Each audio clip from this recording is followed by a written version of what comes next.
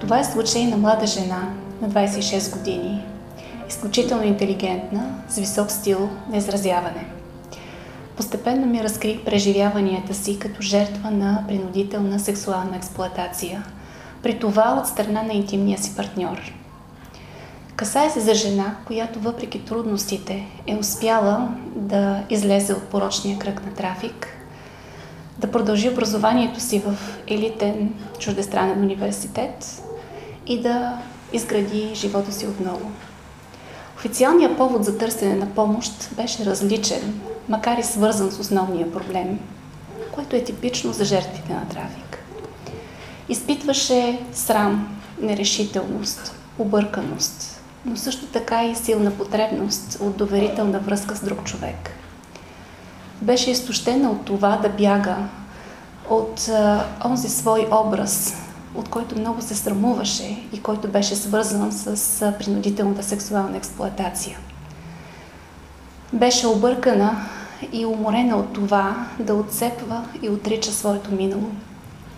У нея се долавяше амбивалентност в чувствата й спрямо партньора трафикант, който въпреки криминалните си прояви все още продължаваше да й е скъп. Изкушаваше я фантазията, че той би могъл да се промени. А когато за първи път Анастасия, майката на детето, дойде при мен, моята задача беше аз да я подготвя за едно съдебно заседание, на което предстоеше тя да се изправи срещу трафиканта, човека, който всъщност се е трафикирал и е принуждавал да се занимава с проституция. И всъщност този човек беше и баща на нейното дете, Алена. Нещата при Анастасия не бяха никак розови. А като казвам никак, имам предвид, че тя изпадаше в ужас и в паника при мисълта, че трябва да се изправи срещу въпросния човек и трябва да заяви директно нещата, които години наред беше мислила и беше потискала. Клиентката е израснала в среда, в която нейни базови потребности са останали неудовлетворени. Това, наред с социалните и икономически условия, е повлияло на по-нататъчните й стратегии за справяне и нейната уязвимост към попадане в връзка с насилие и съответно трафик. В нейната история можем да проследим ключовите елементи, които са характерни за порочния кръг на насилствената връзка и попадането в ситуация на трафик. Типичен за този процес е на първо място преживеният травматизъм в детството. Сериозна дисфункция в семейната среда, която е наблюдавана от жертвата като дете в родителските взаимоотношения, изначална липса на семейство или непълно такова, насилие в двойката, а често и спрямо детето. Впоследствие младият човек се опитва да се спаси от затруднената ситуация, от дефицитите или безизходицата, като избяга в прибързано партньорство с някого, когото възприема като спасител.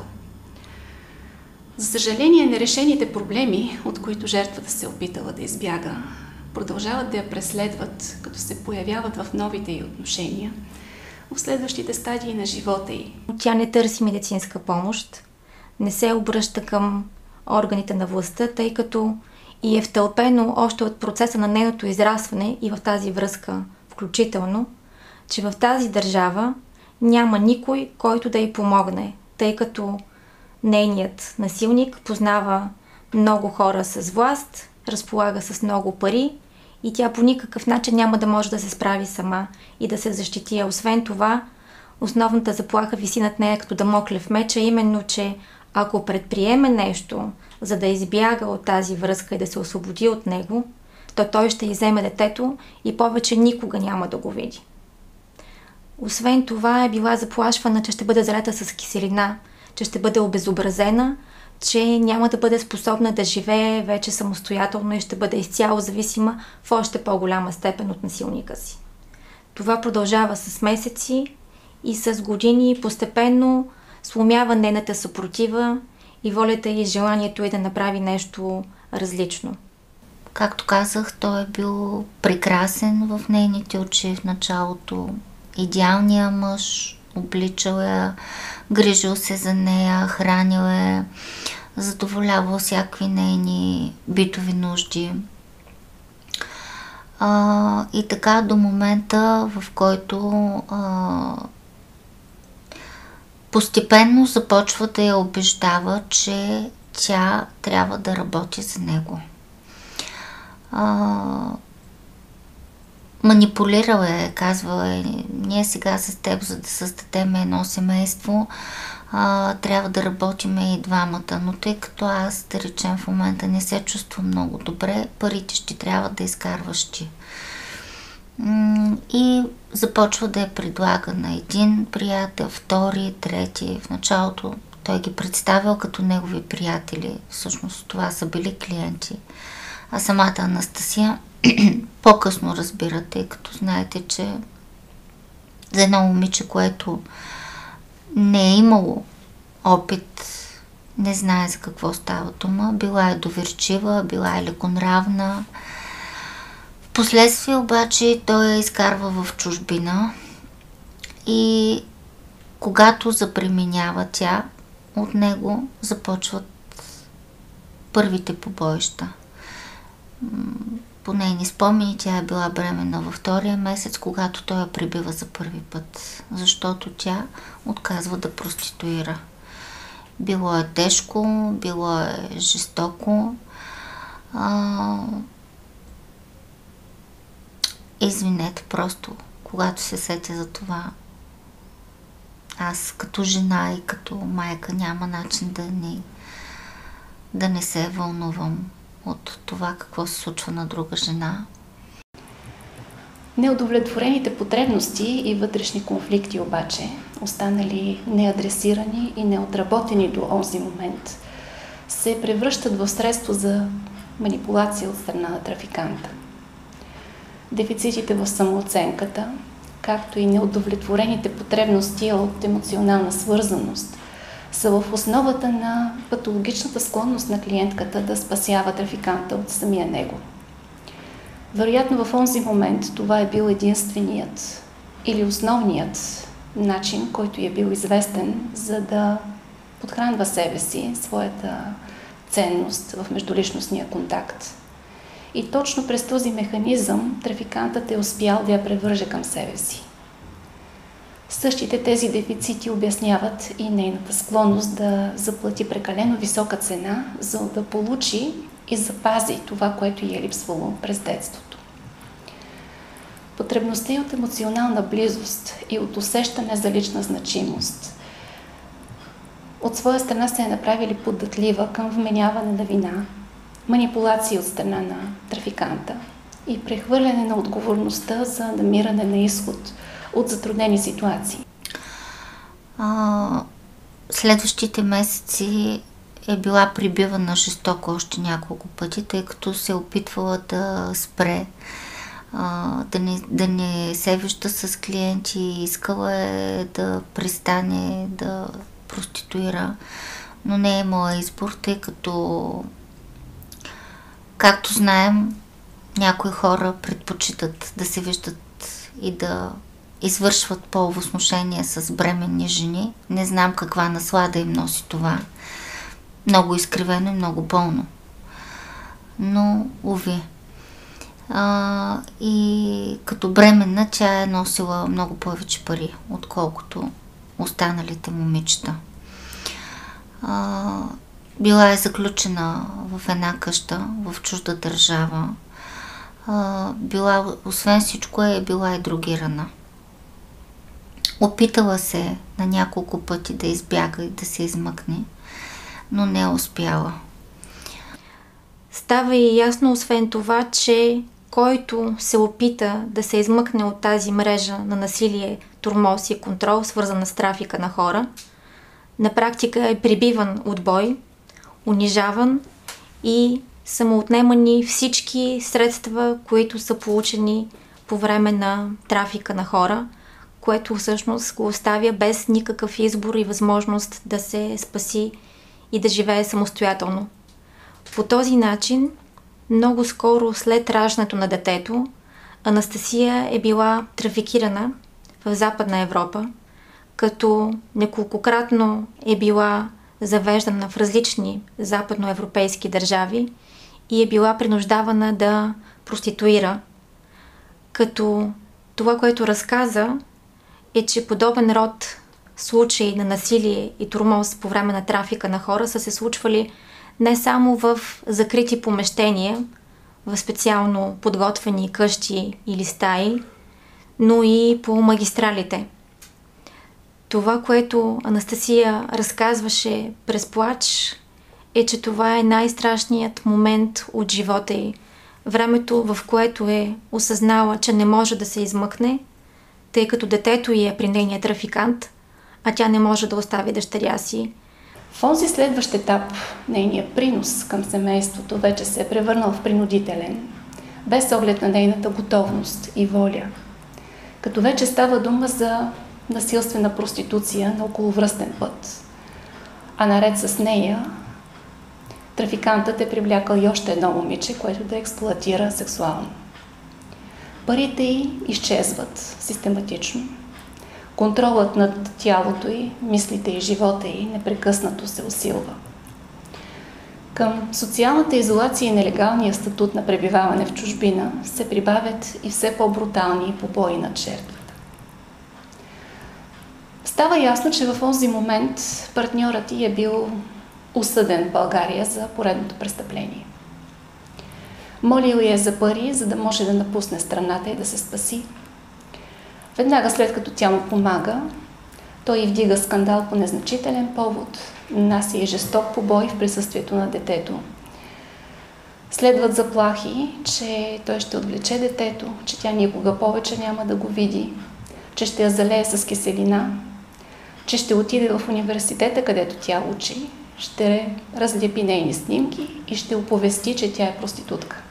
Това е било и времето, в което Анастасия е била най-отчаяна от всичко, което преживява и съответно в този момент е вземала наркотици, за да може да претъпява болката, която преживява, както и сънотворни лекарства, за да може да спи, тъй като всичко, което й се е случило, е довело до състояние на истерия и невъзможност да върши работата, за която всъщност се е трафикирали в Западна Европа.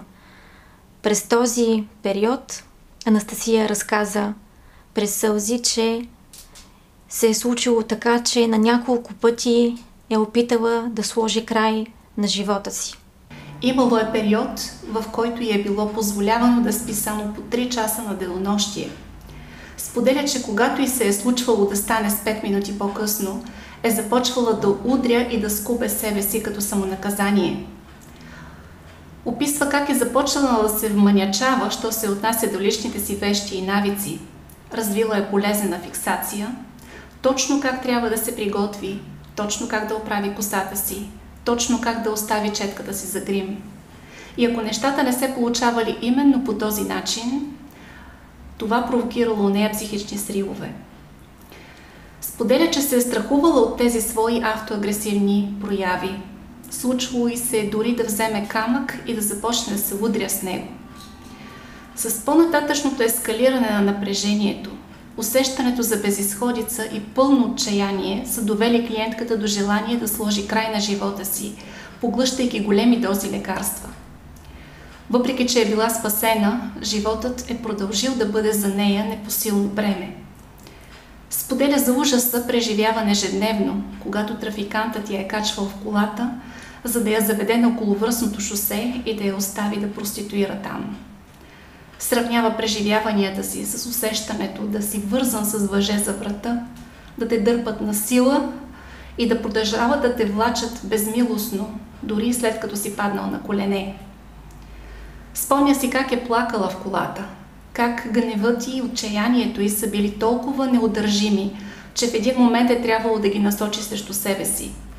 Разказва как в такива моменти се е драла, как се е удряла, как се е скубала, а трафиканта се е смеял и е повтарял, че тя е луда.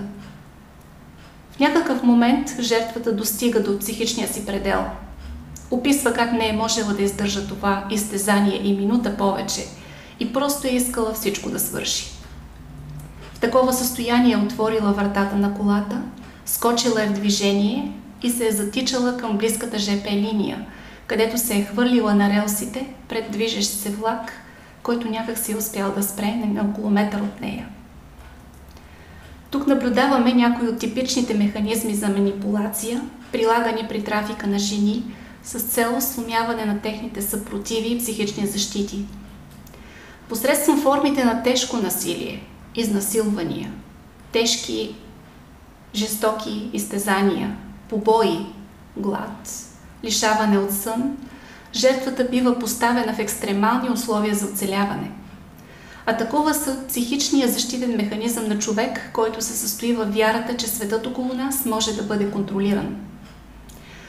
Когато въпросът за смъртта от философско-абстрактен се превърне в болезнено личен, защитите, които обикновено ползваме, вече не могат да ни служат.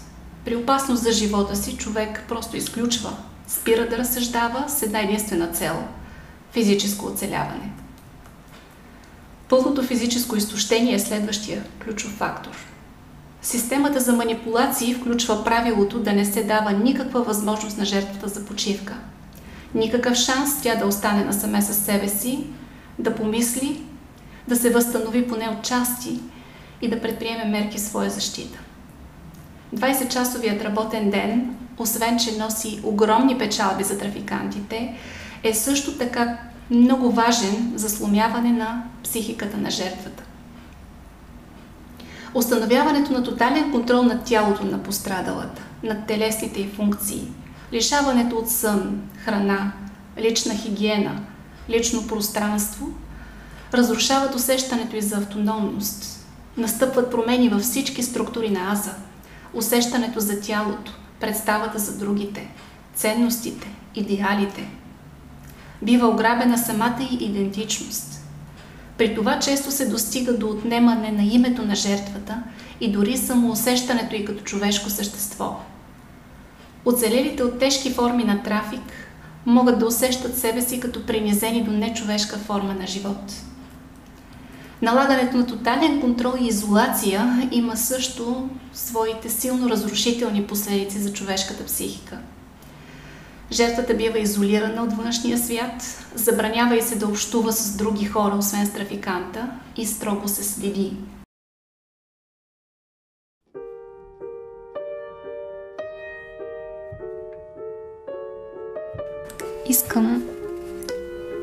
Толкова искам да разкажа всичко. Започна преди повече от 10 години, когато отидах на свиждане на мой близък, който беше в затвора. Тогава се запознах с Стоил, който също излежаваше някаква присъда.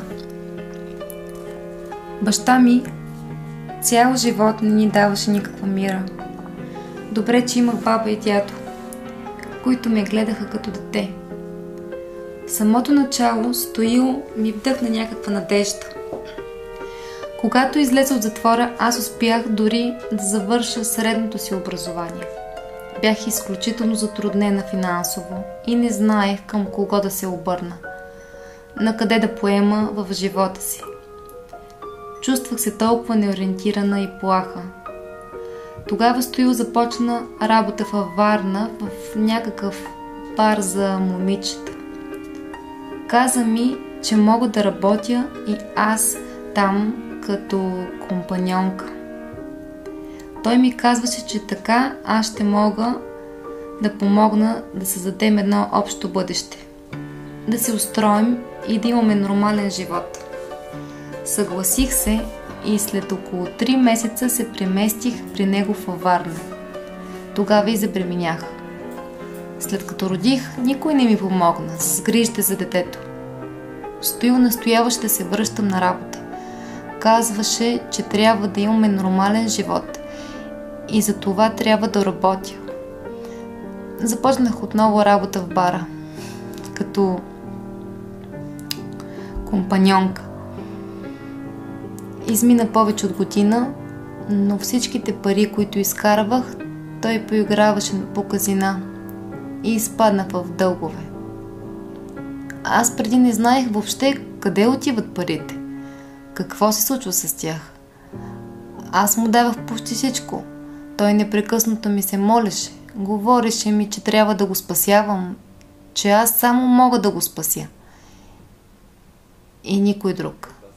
Така ми влезе под кожата, още от самото начало. Аз бях в чужд, непознат и враждебен за мен град. Нямах никаква среда, бях изолирана от всичките си приятели и не смеех на никого да кажа за тази ситуация, дори и на майка ми. Но той трупаше все нови и нови дългове по казината и аз не можех да смогна да му ги изплащам. Започнаха заплахи и се наложи да бягам извън България. Тогава той ме излъга, че в Амстердам има човек, който ще ни уреди. Много по-късно разбрах, че просто попаднал на обява на бар за момичета. Отново започнах да бъда компаньонка. Следваха нови дългове в казина, или поне така ми казваше, и се наложи отново да бягаме, заедно с детето, този път в Белгия и пак в бар, където трябваше да бъда компаньонка. Всичките ми пари, които изкарвах, отново и отново изчезваха. Чувах само назидателни и заплашителни реплики. Ти трябва да изкарваш пари. Ние нямаме пари. Трябва да изкарваш пари, иначе... Когато си позволявах да попитам какво става с парите, отговорът беше един и същ. Неспирни, жестоки побои, обиди, заплахи. Опитахме аз и детето да избягаме. Върнахме се в България. През това време той успял да привлече и да пороби друго момиче, което е било подложено също на непрестанен шантаж, заплахи, изнудвания и побои, всякакви видове насилие, за да робува. Оставих детето в България и отново се върнах, но си дадох сметка, че ако искам да оцелея, трябва да избягам. Реших тайно да събера някакви пари и да избягам, за да мога да се спася. Но за това ми трябваха още няколко месеца. Но където и да криех парите, той ги намираше и ми ги отнемаше и ме биеше и отново парите изчезваха.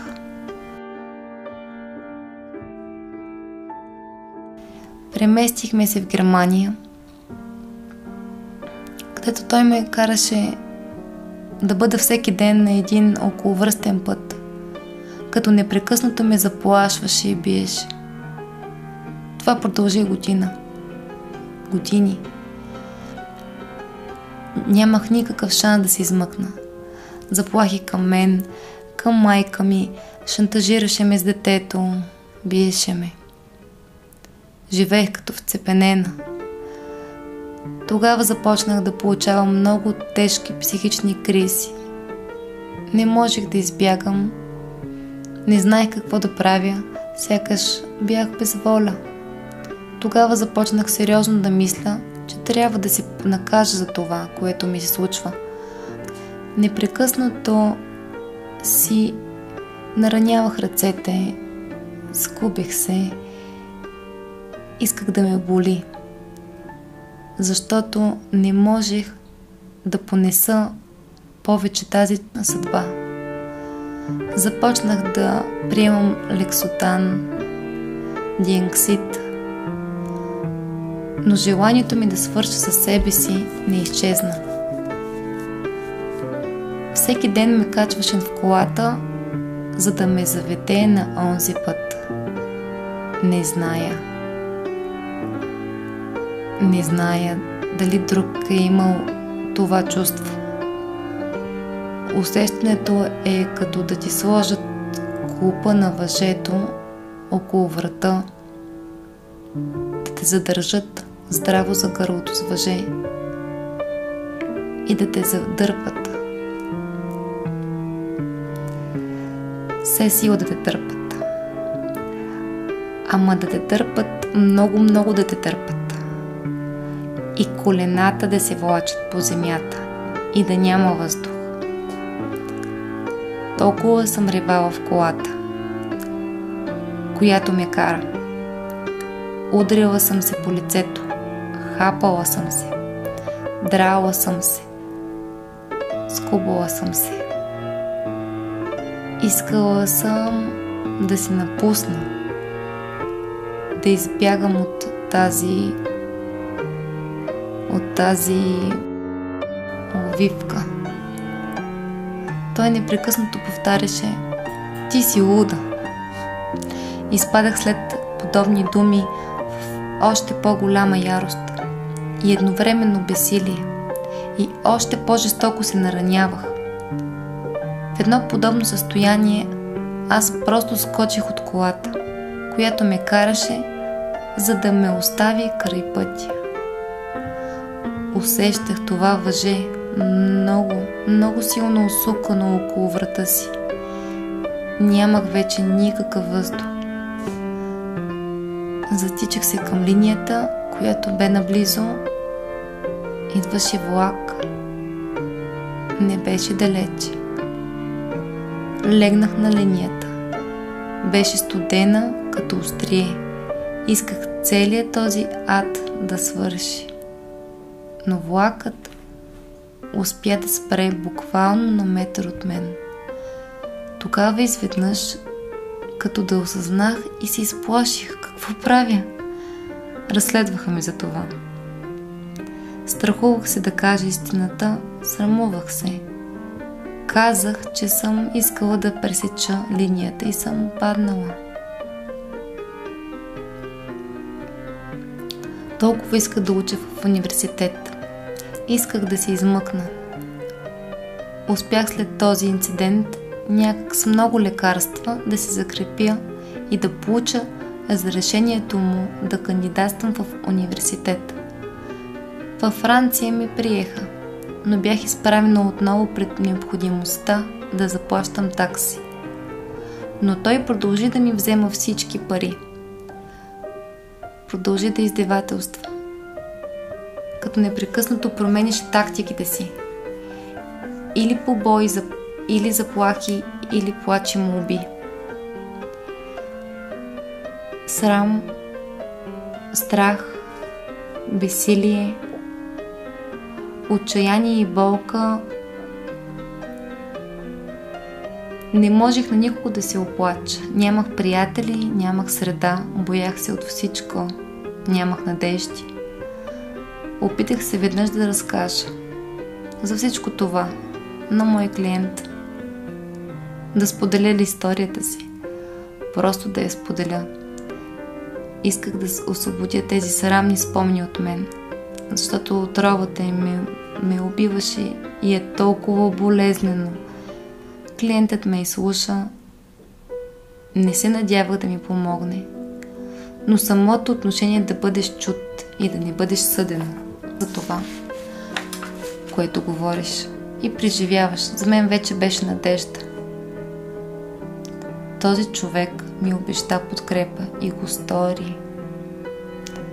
Стоил отново се забърка в някакви афери и бе осъден на ефективно лишаване от свобода. Започна да ме моли, да ме умолява, да му пратя пари, за да избяга, за да се спаси. Казваше, че ще се грижи за мен и за детето. Ще имаме добър и топъл дом. Молеше ме. Отново бях толкова разколебана. Той ме молеше за помощ. Държеше се толкова беззащитно. Помогнах му. Той отново избяга от България и се свърза с познати от своята престъпна среда. Отидах при него, за да си взема детето. И той веднага започна да ме обижда. Унижава и пред очите на детето ме приби, като непрекъснато крещеше на детето, че майка му е луда. В такова състояние отново се опитах да избягам. Върнах се в университет и въпреки случилото се, или именно поради това, за моя изненада, аз успявах да си взема изпитите. През това време чудовищният терор, на който бях подложена от него по телефона, отново ме прекърши. Каза ми, че никога повече няма да види детето си. Непрекъснато повтаряше, че ще ме залее с киселина, че ще дойде в университета и ще го облепи с плакати, за да знаят всички с какво се занимавам. И всеки път искаше от мен по 1000 евро, като започваше да плаче и казваше, че той и детето са на улицата, в много лошо състояние. Положението било плачевно и аз трябва да помогна. Плачеше, молеше се, обещаваше, че ще се промени. Отново се опитах да помогна. Но съвсем скоро заплахите с убийство и заливане с киселина отново започнаха. Тогава помолях за помощ, защото не мога да успея сама.